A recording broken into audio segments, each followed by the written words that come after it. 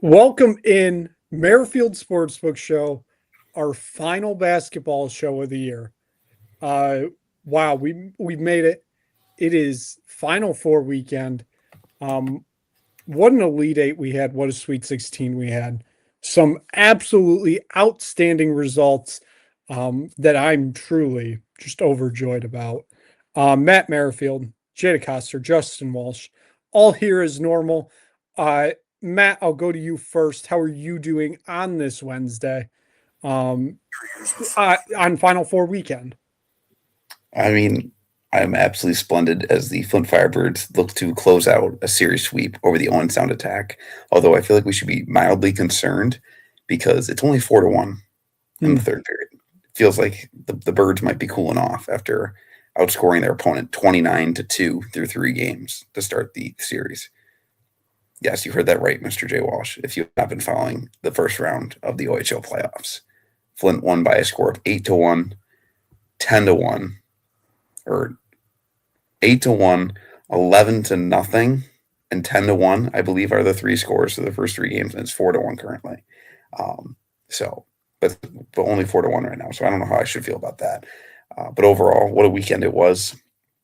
Uh, Nick, I'm going to say this. I texted you this after as soon as the shot went in, but it needs to be said on the record. Fuck you for that shot on Sunday. Respectfully, no fan base in this country deserved that less than UConn fans did after how the last 2.5 years have gone. So respectfully, thank you for beating Duke.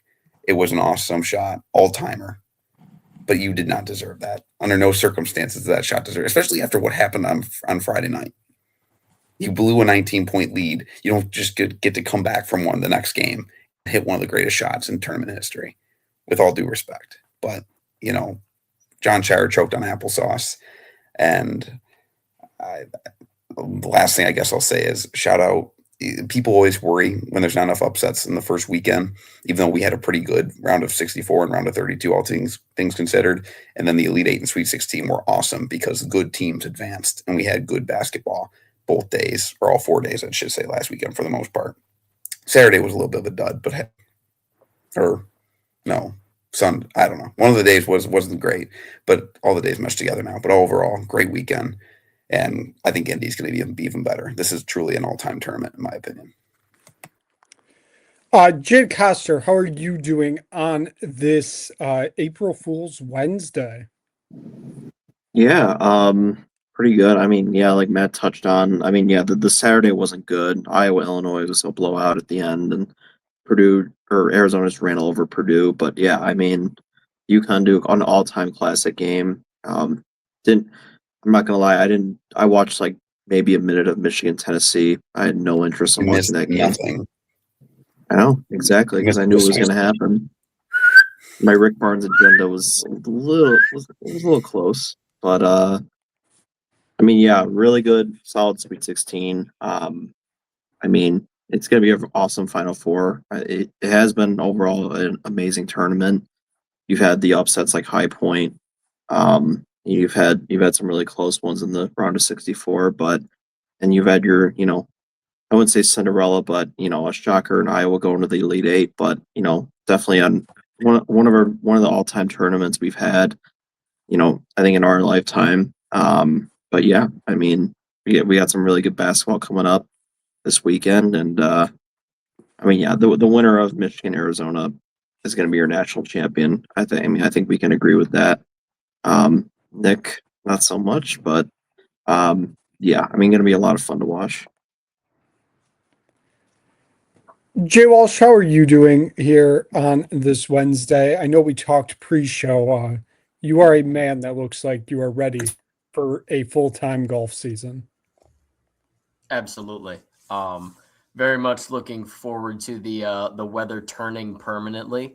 However far off that may be, because in the next week or so of forecasts, pretty much every day that's going to be above 40 degrees is supposed to rain literally the entire day. So that's going to be really fun. But yeah, looking forward to outdoor golf season. But again, kind of going back to last weekend's games.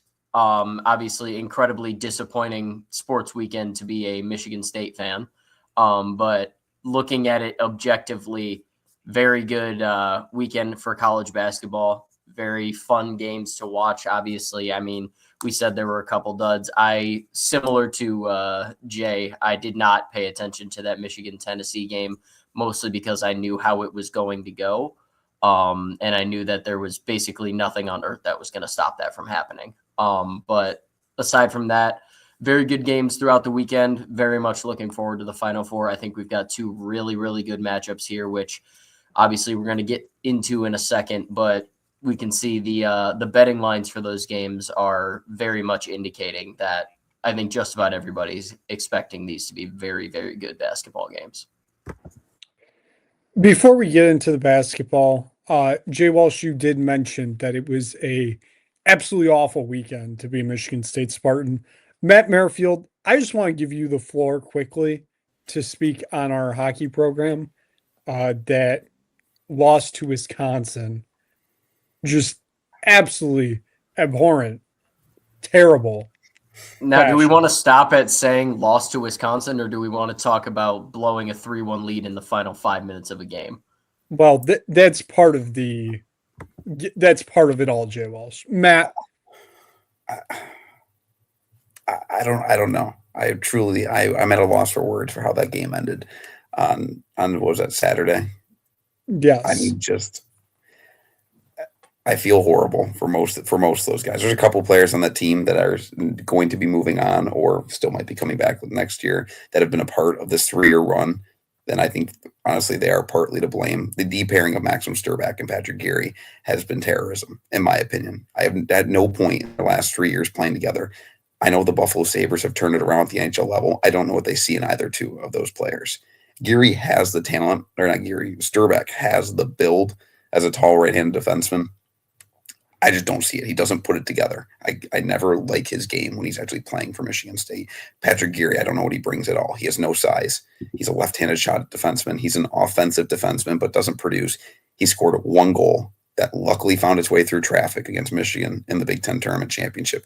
What was that, 3 years ago? Other than that, can't name a single good thing he did in his 3 years at Michigan State. Meanwhile, he was on the ice for, I believe, both goals at the end of regulation to allow the game to get tied up. Him and Sturback were out there together. And it seemed like they were always on the ice for bad goals against this year, last year, and the year before that. I feel horrible for Tiernan Shouty because he was one of my favorite players to watch in his time at Michigan State, obviously being a 4-year guy, first 4-year player for Adam Nightingale. Why did he try and catch that puck? I block shots, as somebody who used to play goalie, block shots are the most overrated stat in the sport of hockey. That and face-off wins. They do not matter. Do you know what your job is as a hockey player, to play defense and to take away shots from before they happen? You don't need to stop them when they're already on the way to the net. That's the goalie's job. He has one job, to stop the puck. You don't need to do that for him. You don't stick your paw up in the air and try and knock a puck out of the air when your goalie can see it all the way from the blue line. Trey Augustine is stopping that shot 10 out of 10 times until you hit it with your fucking hand. But, I mean, the state has no the future's fine. The talent that they're just getting from the OHL alone next year is better than this year's team. Sure, losing Martone sucks, but Nikita Klepov and Chase Reed and Brooks Rogowski and the other talent they're bringing in next, Michigan State's going to be fine. Joshua Ravensburg between the pipes, he's a higher draft pick than what Trey Augustine was. They're going to be fine, but it just sucks. And the NCAA tournament also sucks in the way it works because there are 14 really good college hockey teams every single year. Like there's the AHA sends some BS team, and the CCHA is a mixed bag on who they send. Usually it's good if it's Mankato. The other 14 teams all very much could win a national championship. So it's tough to actually go out and win it. It's just frustrating because 3 years in a row, the first year you knew maybe they could do it. When they lost to Michigan, they should have been to a Frozen Four that year. It just sucks that they beat Michigan, 5 times in a row. And the one time they don't is the one that mattered. And then last year was unacceptable. But you could kind of feel it. This year, there was no reason why they couldn't get to the Frozen Four at the very least, if not win it. But there's always next year. But Adam Nightingale, I will say, not the biggest fraud head coach on campus in Michigan State at the moment. Robin Freilich has phone calls to answer, in my opinion. That basketball team needs to go to Sweet 16.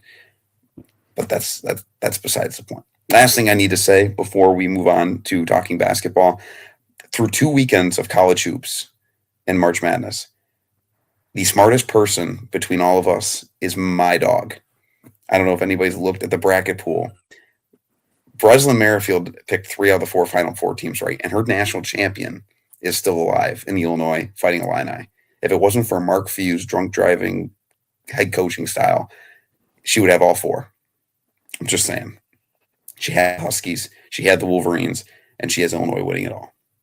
So what did she know that we didn't? We should all be ashamed. We can move on now. We really should be. Let's move on. Final Four. Saturday, jam-packed day. Your early tip-off is going to be UConn against Illinois, a game we already saw this year on Black Friday at the world's most famous arena. That is, of course, Madison Square Garden. UConn came away victorious in that one. Both teams kind of been on a heater as of late. Illinois, yes, got a little bit of a break in the draw by facing Iowa in the Elite Eight. That does not mean, facing Houston in the Sweet 16 was any type of layup. That was a Elite Eight type game. UConn, we know about it. We just know. Hey, it is what it is. Jada Coster, I'm going to you first here. Illinois is your slight favorite here. I've seen this number bouncing around between 1.5 and 2.5. It's currently sitting at Illinois as a 2.5 point favorite. Your thoughts on the early tip-off here in Indianapolis? Yeah, I mean, of course I can't bet on this game in the state. Thank you, Governor. Whatever, I'm gonna stay away from that. But I don't know. I like Illinois in this game. I think, with Ivisic and Stojakovic, they're very fun to watch. I know UConn beat Illinois pretty handily on Black Friday, 74-61. This is a different Illinois team that we saw way back in November. They're hitting their shots. Obviously, Keaton Wagler is going to be the main ball handler in this game, but I mean, they're just, Nick. I picked UConn to beat Michigan State. They can't keep getting away with it. They just can't. I think Illinois is just the team here that would just overmatch them. I mean, Terrace Reed will be an issue, but Illinois, if they can hit their shots, I think they can win this game pretty handily. There'll be a lot of fun with the matchup of Reed and Ivisic. That'll be very fun to watch. If Ivisic can stretch the floor and hit his shots, you're gonna look at some issues for UConn. But yeah, I mean, Illinois they dominate Iowa for most of that game. They just been the more dominant team this tournament. That game against Houston was disgusting to watch, but obviously Houston just could not hit anything. So Illinois, if they can play their type of defense they've always been playing, I think Illinois should win this matchup. Be very, very fun to watch. But I'm leaning with the Illini here. I just think they have too many primary ball handlers and a lot of good 3-point shooting to overtake UConn. So, Jay Walsh, I'll go to you next here. What are you kind of thinking about here with this matchup? Obviously, Illinois, one of 2 Big Ten teams to make the Final Four. We'll talk about the other one after this. But your overall thoughts here? Like I said earlier, I think this is going to be a really, really good game. I think this is a game that could very well go right down to the wire. I would just like to say, when we were talking about the first weekend games, the round of 64 and the round of 32, I said that I believed that if Illinois beat VCU in the second round, they were making the Final Four. And obviously that ended up happening. I held true to that. This Illinois team is very good. It is not the usual Illinois teams that we see that, get hyped up all season and then kind of shit themselves when they play anybody with a pulse. This is a very good Illinois team. They're the typical Illinois team in the sense that they're going to shoot a lot of threes and they're probably going to make a lot of them. But where they differ is this team, as Jay kind of pointed out, they're much better defensively. They are a very good defensive team. And this team has kind of separated itself from previous Brad Underwood teams in that if they're not making their threes, they can still take care of business enough to get the job done against good teams. That's always been kind of the calling or the failing point for Brad Underwood's teams is, if they're making their threes, they can beat anybody on any given night. But if threes aren't falling, they can lose to a lot of teams. Whereas this team, I think, is a lot more complete. But with all that being said, I think UConn wins this game. Like I said, I think it's going to be close, but I think UConn wins this game. This UConn team is just, I feel like they have like devil magic on their side. Like Matt pointed out, like they blew a 19-point lead against Michigan State and still somehow managed to find a way to win that game. And then they come back from what were they down 20, 25 to Duke in that game. They come back and obviously hit the shot at the end there. This just feels like a team that's not going to lose to Illinois. Like we'll get to the possible championship matchup when we get to it later in the show, but I don't see this UConn team losing this game, mostly because Dan Hurley is an absolute psycho, and I think he's going to have this team ready to go. So I'm going to go with UConn here. But like I said, I just think this is going to be a really, really fun game to watch. And I do think it's going to be pretty much right down to the wire. Matt, I'll go to you next. Obviously, we mentioned these two teams already played this year. UConn won that game 74-61. Obviously, different environment. Shooting a 3 at MSG compared to shooting a 3 inside Lucas Oil Stadium, two completely different play types there. What are your thoughts here going into this game? Yeah, a lot's been said already that I really agree with. I'm taking UConn and sticking my head in the sand because UConn wins these games. I mean, what was the stat I sent you earlier today, Nick, about how being top 11 or top 10 in offense, like the last whatever national champions have been top 10 in offense. The two exceptions are the UConn Huskies. I mean, they're the exception to the rule in every sense of the word. My issue with Illinois is that, and they showed it a little bit against Houston, but I still think Houston other shortcomings in terms of their guard play, whereas I don't feel that UConn does as much, is when a team, a Michigan State, UConn is very similar in their just intensity in which they play with, and they make you earn it for all 40 minutes. Brad Underwood teams don't respond well to that. Usually when they're able to just be the bigger and tougher team, they have no issue. But when somebody challenges them, they don't always answer the call. So I think Brad Underwood's a great coach. He has very much grown on me probably over the last 2 or 3 years. I think he was just an asshole. He's still an asshole, but I like him. He's no different than Tom Izzo or Dan Hurley being an asshole. But I think Dan Hurley's a better coach, and coaching wins in this tournament. It's the great equalizer, truly. And for that reason, I'm taking the Huskies. And Dan Hurley's falling apart.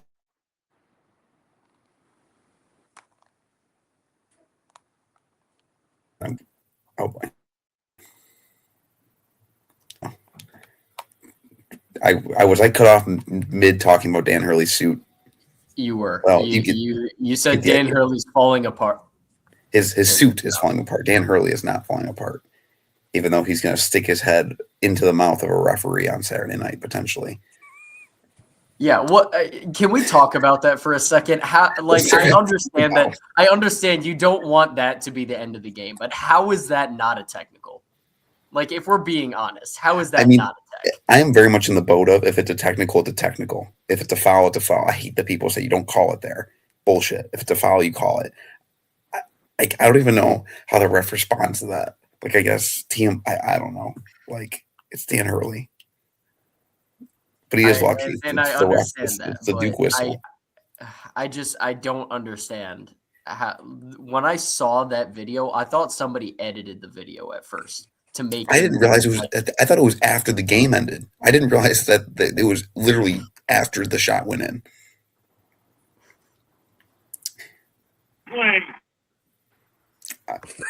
What are we watching, Jay? Whoops. My bad. Are we watching the Sharks beat the Anaheim Ducks on TNT right now? I actually am watching that right now. We're up 1-0, bitches. Anyways, yeah, I'm taking UConn. I have more of a breakdown to the other game happening, but both these teams very good, both deserving to play in a title game. It's cool that I like just aesthetically. UConn Illinois is a great matchup. I hope UConn is wearing the whites. I believe they are. I believe they are technically the home team in this game, but based on overall seeding. But let's have some fun. They're the 2 seed. Illinois is a 3 seed. So UConn, UConn. They're the exception. So that's all I got. Go ahead, Nick. Correct. They are always the exception to the rule. Sorry. Last thing that they're the exception to. I'm going to share the stat that you asked me to bring up. The last 6 NCAA tournaments, the team that's eliminated Duke has lost in the following game. Duke has not lost to UConn in any of those tournaments. UConn, once again, is the exception. Go Skis. Well, I believe it is Newton's third law of motion. Every action has an equal and opposite reaction. Matt, I asked you to bring up that stat because of this reason. 4 out of the last 5 times Duke and UConn have faced off, the winner of that game has won the national championship. We can go back to 2015. They played in East Rutherford, New Jersey. Duke won that game 66-56. Duke won the national championship in Indianapolis that year. We go back to the 2009-10 season. They played at MSG. Duke won that game. Duke won the national championship in Indianapolis. Go back to 2004. They played in the semifinals at the world famous Alamo Dome. UConn won the national championship. They played in 2000. UConn won, but they didn't win the national championship. And then the year before was the national championship game where UConn beat Duke. Folks, UConn is the exception. They always are. You throw out any stat you want, UConn will break them. Yes, it does worry me a bit that Illinois has played us once already this year, kind of knows what we're going to run, but I don't trust anybody more in this situation than I do Dan Hurley. Yeah, Luke Murray had his press conference, I believe, yesterday at Boston College. On his train ride back to Storrs, Connecticut, he was breaking down Illinois film that whole time, probably breaking down Michigan and Arizona film because he's probably got the scout on that game too. UConn is winning this game. They did not come this far to lose to Illinois of all teams. They didn't come this far. This is the best team Illinois has faced this tournament. I feel pretty confident in saying that. UConn's better than Houston. They just are. So UConn wins this game close-ish, under 10, but obviously comfortable enough that they win this game. UCONN. We get to Monday night. We'll get to Monday night. We'll see where that gets us. Nick, I will say, going back to the the criteria, hashtag the criteria that I have for picking my national champion, which of the teams that met the criteria for this year, there were 3: Illinois, Duke, and Arizona. So obviously 2 of the 3 made the Final Four, UConn knocking out the one.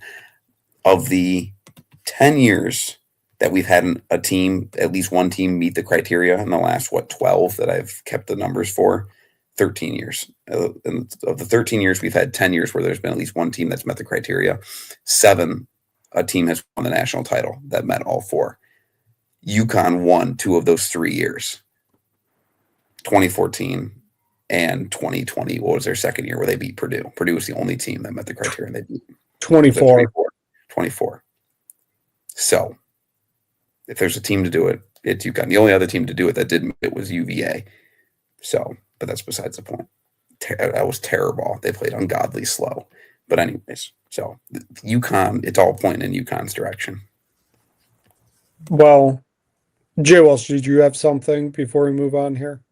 Yeah, just before we move to the second game, it doesn't really have anything to do with the game here, but just more of a comment on kind of the run that UConn is on over the last couple decades.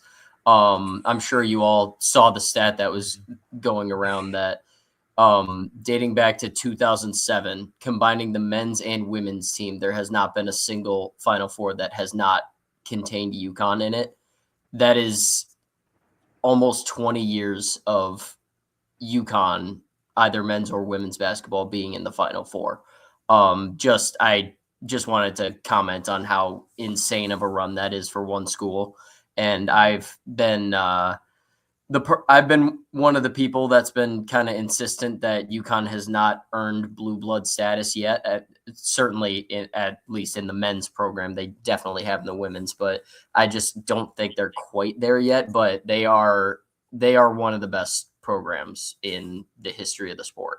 And certainly, if you're combining both men's and women's, I think they are the program. I mean, you can't really even argue it at this point. So I knew Nick Burt would appreciate that. So just wanted to throw that in there. Thank you, Jay Walsh. At least you didn't go on a rant like I heard from Matt today about how UConn basketball is fake, like post 2005.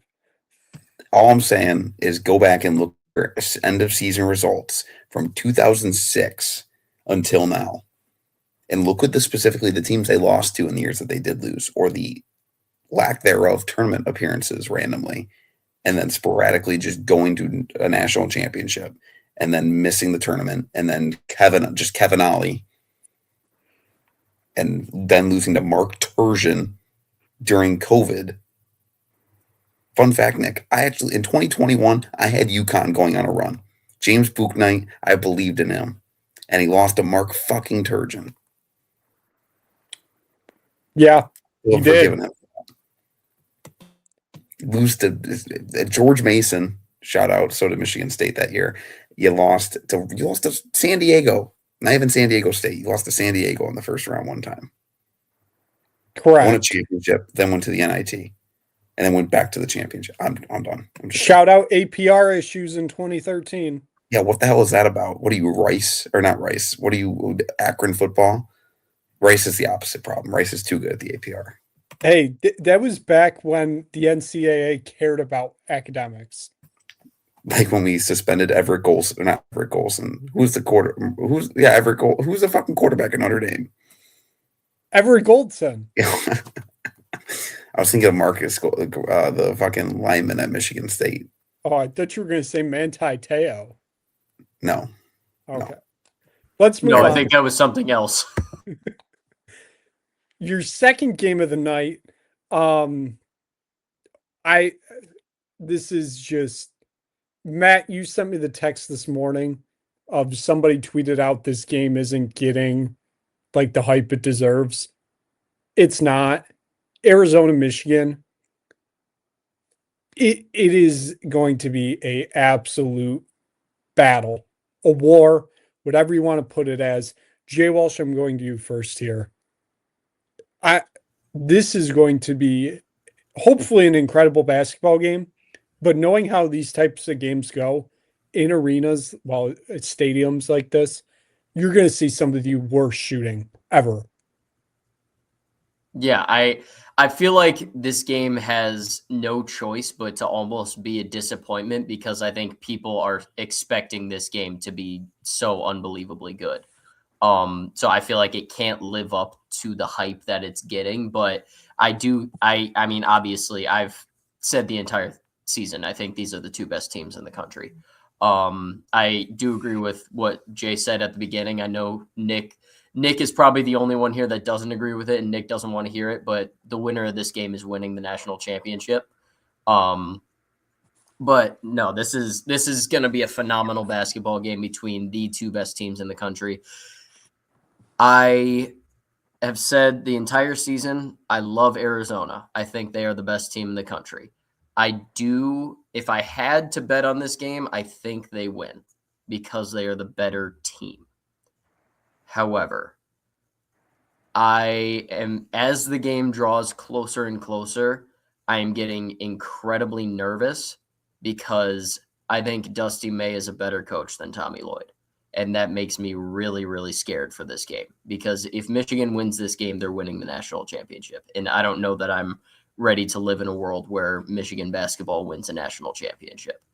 I think this Michigan team is very capable of winning this game. Obviously, I mean, we've seen the entire season. They have looked absolutely dominant in certain stretches, haven't yet played their best basketball in this tournament, which again kind of scares me a little bit. I do think the loss of Kaysen is going to be a factor in this game. It hasn't yet been really a factor for them in this tournament, but when you're going up against a team like Arizona that's as deep as they are and they have the guards that they have, I think that is going to play a factor because Elliot Cadeau is going to have to play a perfect game. And obviously, I mean, I don't know if you guys saw the news, but I don't know if he's going to be quite up to that. With obviously, hope he's doing okay and everything. From everything I heard, he should be fine. With his, I think it was an allergic reaction. But he's going to have to play a perfect game for them if they want to win this game because they really don't have that backup point guard that can step in if he has an off night. And I just think that Arizona, of all the teams in the country, I think Arizona matches up with this Michigan team the best because the two major points of emphasis that Michigan has kind of had where nobody has really been able to match up with them is the size of Mara down low and the size and speed combination of Yaxel Lenderborg. Arizona not only has the Mara matchup down low in Krivas, they have a number of guys who have the size and speed combination to be able to stay with Lenderborg on both ends of the floor. So I think Arizona does win this game, but like I said, the coaching mismatch here, as much as I think Dusty May is kind of a slime ball and just not a good dude, I think he's a really good coach. And I think he could end up winning this game. But if I had to bet money on it, I would go Arizona because I've said it all season. I think they're the best team in the country. Matt, I'll go to you next. Didn't mention it when previewing this game. Michigan, a slight 1.5 point favorite coming into this one, at least of now. That is where the line is at. But going into this game, does the loser of this game take the North Carolina job, or is Tommy Lloyd too focused on his future in Chapel Hill? God, I really hope that it isn't a factor in this game. Like, truly. I don't think it is. Because honestly, I feel like there hasn't been that much. Like, usually when situations like this come up, there's a lot of smoke. Like, I feel like there's a little bit of traction, but it's not as, I mean, we're still 2 days out from the game, 3 days out from the game. But I feel like it would be a big distraction at this point. This game, God, we talked about Nick. I know this is like the second time in the Ken Pom era we've had 1 versus 2, or one, like the number 1 Ken Pom team versus the number 2 Ken Pom team in the Final Four. I can't remember what the first one was. But this feels like in my opinion, the biggest game, in my opinion, the most anticipated game I've never been this excited for a Final Four game. I just hate that Michigan cannot win this game under no circumstances. Can they win this basketball game? Because if they end up playing Illinois on Monday, they are winning. I don't know what UConn's going to do. I'm not going to sit here and act like UConn, once again, voodoo magic. But if UConn lose the winner, if Illinois is not winning a national championship, and they might, now that I fucking said that, and especially because my dog picked it. But anyways, in terms of specifically Michigan versus Arizona, you talk about the 3-point shooting.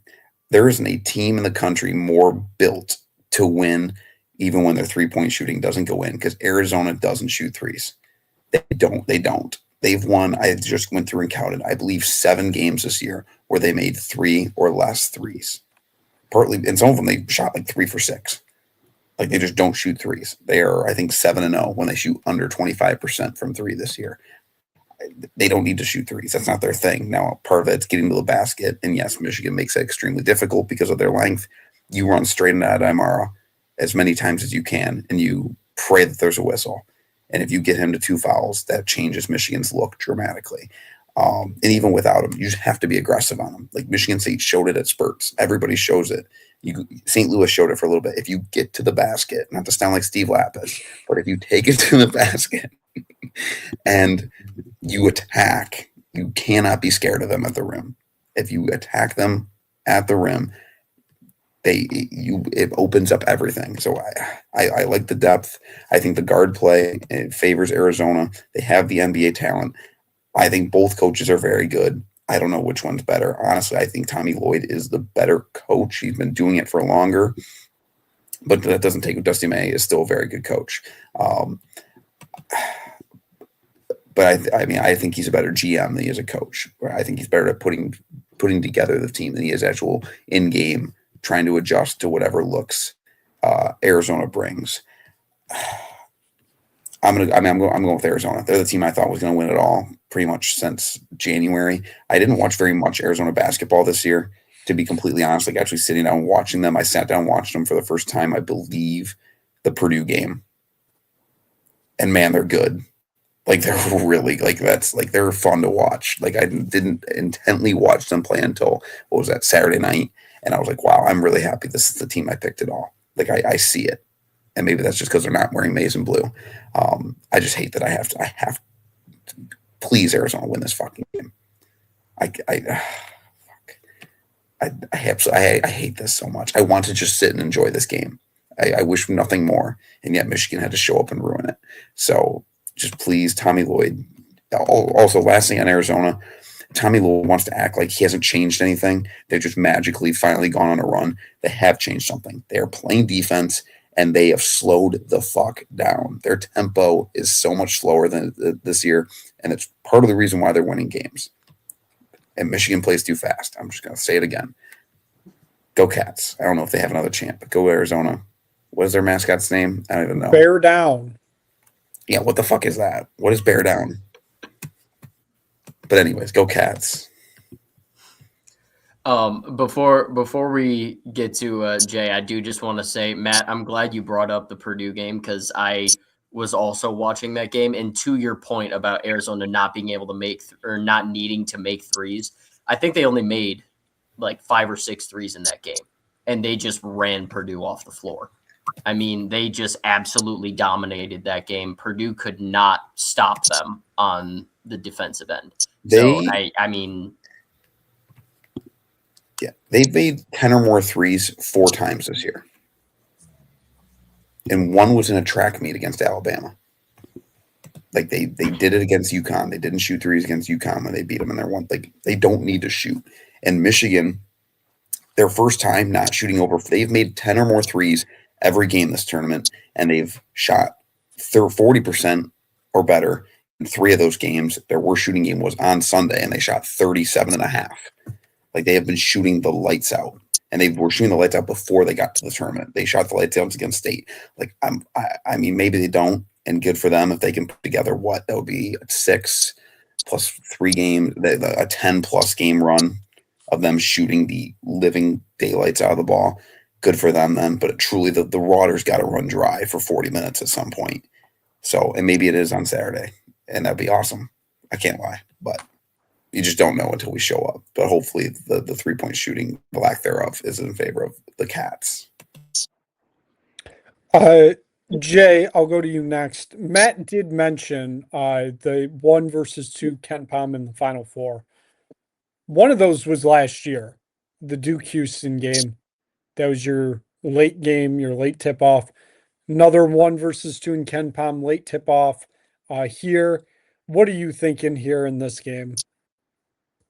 Yeah, I mean, obviously, we always we talk about the trapezoid of excellence. Both highly rated Ken Palm teams, top rated defensive offensive efficiency. You're going to most likely end up in the Final Four. I mean, these are the 2 best teams in the country by honestly a pretty wide margin. I think going back to Matt's point, like if you can get Morris Johnson in foul trouble or Mara in foul trouble, like Michigan's game plan changes a lot. And obviously Arizona excels at getting to the basket, not really shooting a ton of threes like you guys talked about. Arizona's depth is what really stands out to me. I mean, their freshman class of Karchenkov, Koa Pete's one of my favorite. He's one of my favorite players in college basketball, like right in this year in terms of the freshman class outside of Acuff. I mean, he plays so well defensively, 6'8", 240. I mean, he just runs the floor so efficiently for them. And you got Braden Burries making shots. Like their freshman class is phenomenal. And then you got Jaden Bradley, who's like their senior alpha at guard. I mean, they just have so much depth. And you got Iwaka off the bench, who's also their kind of veteran piece off the bench. I picked Arizona to win this whole thing before the tournament started. I'm going to stick with that. I think that they have way more depth. That like Matt said, they play much slower than years past. I think if Michigan plays fast, if they turn over a decent amount, they're going to be in trouble, and they can be a ticking time bomb. Like we've seen that in the past, even though they've dominated almost every team they played. And this is one of the most anticipated games I think we've had in a long time. So yeah, I'm taking Arizona. Bear down. They'll get it done. So I am just flat out also taking Arizona. But I will say, and this is going to go for UConn too. This will be a road game for both of them. Michigan is going to travel well. Illinois is going to travel well. Those buildings get very loud very fast if somebody goes on a run. I've experienced it multiple times. It's hard to describe kind of it when a team that has the majority of the crowd goes on a run there. Now it's not going to, I don't think it's going to be a factor on Saturday. It's a much bigger factor on Monday when there are only 2 fan bases there, basically. When it's split 4 ways, it isn't as bad, but it can get sketchy at points. So that is something both UConn and Arizona are going to have to deal with. I think Arizona is just the better team here. Totally not saying this because I may or may not need ticket prices to go down a little bit for Monday night. And we kind of need to get both Michigan and Illinois out of this because if they are playing on Monday night, those ticket prices are probably going up. Might be a problem. We'll figure it out though. Arizona though, bear down. I want a rematch on Monday night because if that game is even half as good as the game was in Stores this year, we're in for a phenomenal national championship game on Monday night. So we'll take a look just kind of quickly here. The lines are put out, your projected lines for a national championship game. Basically, I mean, it was mentioned by, I believe, everybody here that, oh, the winner of the second game is winning the national championship. Well, Vegas somewhat agrees. Both of them are decent favorites against their opponent on Monday night. If you look at Arizona, if they play Illinois, Arizona would be a 4.5-point favorite. If they play UConn, they would be a 5.5-point favorite. For Michigan, they're a 4.5-point favorite against Illinois and a 6.5-point favorite against UConn. Matt, I'll go to you here. Is there really anything that surprises you about these lines? And is there a matchup there that you would be most interested in? I think either, however you say it. Honestly, all four. Truly. I think the only one I don't want is Illinois, Michigan, simply because I feel like I know how that one's going to go. And maybe Big Ten was that much better than we realized this year. I know we talked all season long about how it was the haves and the have-nots in the Big Ten. And the reason why I felt that way is because the haves were truly haves. I mean, for how well of a performance the Big Ten put on the tournament this year. But I just don't want an all Big Ten national championship game. Illinois can play Arizona. That's great. That's got a real good early 2000s vibe to it, especially with the uniform both teams wear now. UConn can play either team. I just can't have Michigan, Illinois. So I think all are intriguing in different ways. Once again, we have really good coaches on every team. Each team is unique in how they play, and yet they all do certain things very consistently. And it's going to be a great ball of great fan bases. So I think it's either way, the political answer, I really don't have a preference. So, but obviously I'd like to see UConn, Arizona, because they had a really good game in stores. And we'll see if Tommy Lloyd can really get over the hump here with the Cats. Because this is, is this team better than the Benedict Mathurin team? I don't know. Probably, even though that team really should have won it all that year. But man, they got to do it, especially if you're leaving for UNC. But also I feel really bad for Arizona if that happens, because Arizona's not a bad basketball school by any means. In my opinion, the best team west of the Mississippi, best program west of the Mississippi at the moment, because UCLA is Mick Cronin's thing. I don't know what to call whatever he's doing there other than just him being pissy 24/7. So we'll see if the national title will finally go west of the Mississippi. Are you raising your voice at me? I can't do a Matt Wenzel impression, unfortunately, so I can't respond. But that's just his natural voice. That wasn't him raising his voice. Yeah. Jay, out of those potential matchups, what are you what's the one for you? Yeah, I mean, like I predicted, Illinois, Arizona would be very fun to watch. I mean, the two teams that, would just match up kind of similarly, but UConn, Arizona would also be super fun to watch. I mean, just to see like UConn, just getting back there, I think would just be very entertaining. I agree. I don't need Illinois versus Michigan. I don't need either one of those teams winning a national title. Like I don't care for either team. But yeah, I think Illinois, Arizona would be very, very entertaining. I just think with Illinois, all those guys from Europe compared to Arizona, who has an insane freshman class, that would be very, very compelling to watch. But yeah, Illinois, Michigan, hard pass. I'm good. I do not need that. I might not even watch. If we get that, I'm just not going to watch. I will not watch, Shay. I will find something better to do. Yep, I'll see you on the Xbox. I'm not watching that. I'll turn on Breaking Bad. Jay Walsh, I'll go to you next here. Kind of your thoughts here on these potential matchups.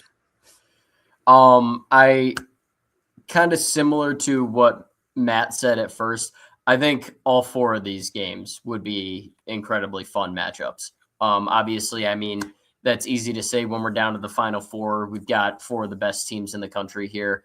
But this year in particular, I think any one of these teams, I think, could get the job done. Illinois is definitely, I think, the weak link of these four. But like I said, this is not the usual Brad Underwood team. I think they are definitely capable of stringing 2 good games together. So I think any of these teams theoretically could get it done. And I think that's going to make for 4 very exciting potential matchups here. Obviously, as we've kind of said, Michigan, Illinois, not exactly what I'm hoping for, because I know what that game, and I know how that game ends. And also, not to mention, friend of the program, Burt Dugan. I think Burt Dugan would explode if that game happened. So I personally, I don't want that to happen.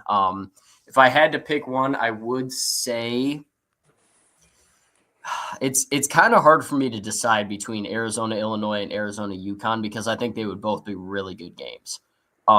Just simply because I think Arizona, Illinois has the interesting factor of Illinois being that play style that if they light it up from 3, they could very well win that game.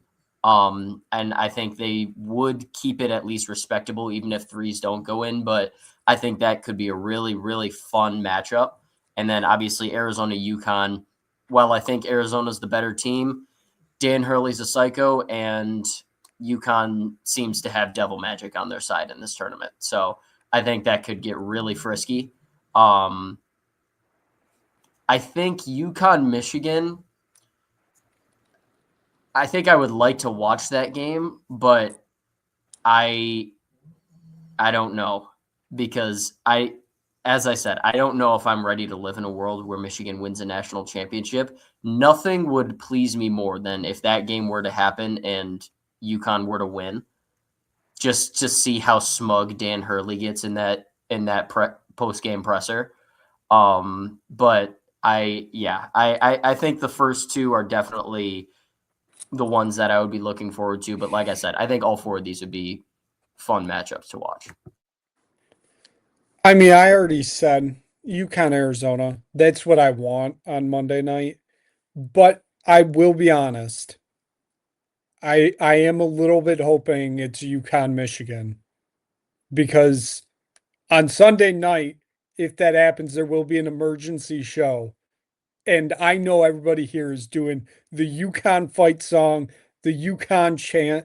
They're doing everything UConn, because I know all 3 of you will be supporting Dan Hurley's UConn Huskies on Monday night, because you will not allow the terrorism that will be a Dusty May national championship to be set upon this earth. So as much as I would like to see that, basketball wise, I would much rather see it be UConn, Arizona on Monday night. But I know I'll have a lot of supporters if it is Michigan, UConn, and that'd be a nice full circle moment here.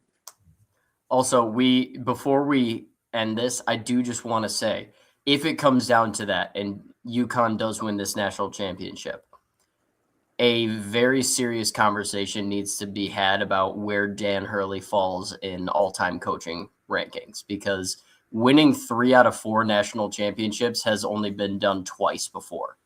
And one of them was pre-black people in the sport. So that puts you in very rarefied air.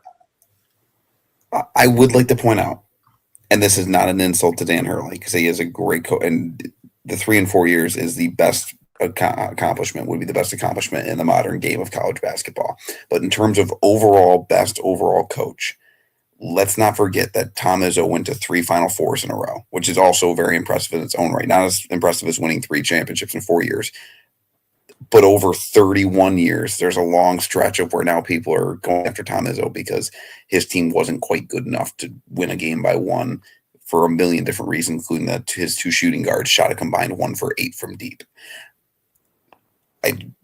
I think there just needs to be a little bit of a pumping of the brakes before we get too far. Now, Dan Hurley is very much on his way to being the greatest coach, to having a potential greatest coach of all time.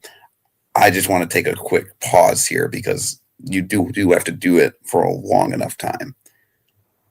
But he's 100%. Very much honest. And I trust me, I didn't say that I would put him as the greatest coach of all time for a reason. because you do have to do it for longer than a 4-year stretch. But 3 and 4 years has not been done since John Wooden in the 60s and 70s. We're talking about 60 years now that this has not been done.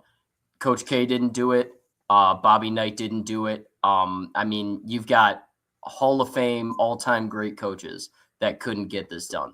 If he is able to pull this off, and especially because we all firmly believe they would be pretty decent underdogs. Obviously, we're looking at the betting lines here, but none of us, besides maybe Nick Burt, would give them much of a chance to beat Arizona or Michigan in that title game.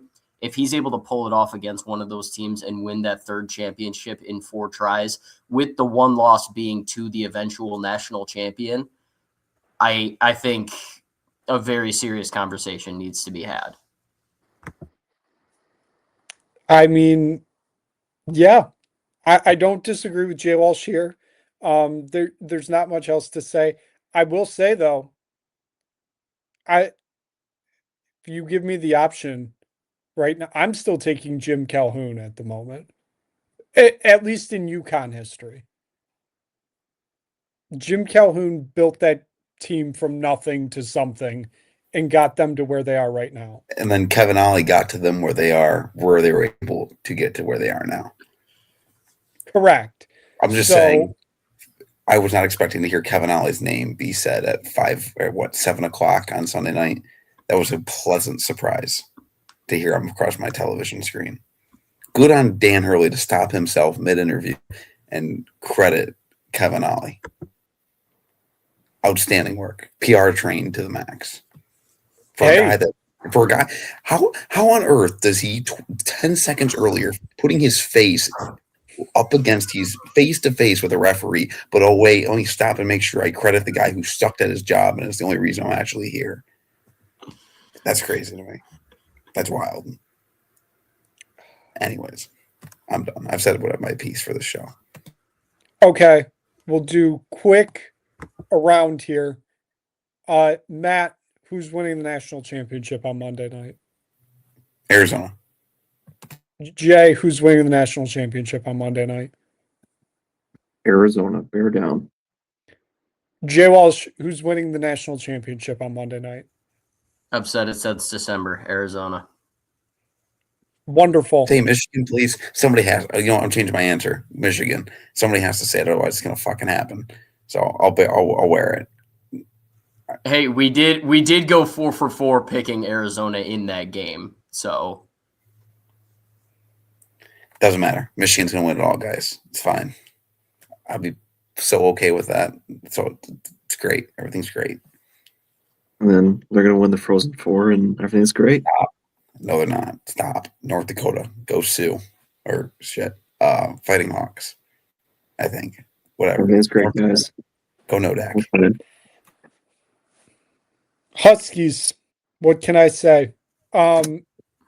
Once again, quick around the room. Matt, who's winning the national championship on Sunday? Who the hell cares? It's all 1 seeds. It's all one. Notre Dame was the only non-2 seed to make the Elite Eight or the Sweet 16, weren't they the only non-top 4 seed to make the Sweet 16? No, that's not true. I think Virginia beat Iowa. Let's look. I don't care. Okay, Jay, who's winning on Sunday? Virginia did. You're right. Virginia did. It's UConn. And Kentucky did as a 5 seed. Jay Walsh, who's winning on Sunday? it's UConn. Thank you. Huskies. I do just want to point out here, I was for my writing job for RotoWire, we were doing the the previews before the tournament and writing them out for the men's and women's teams. I did the UConn women's preview, and we go through all the advanced metrics and stats for every team.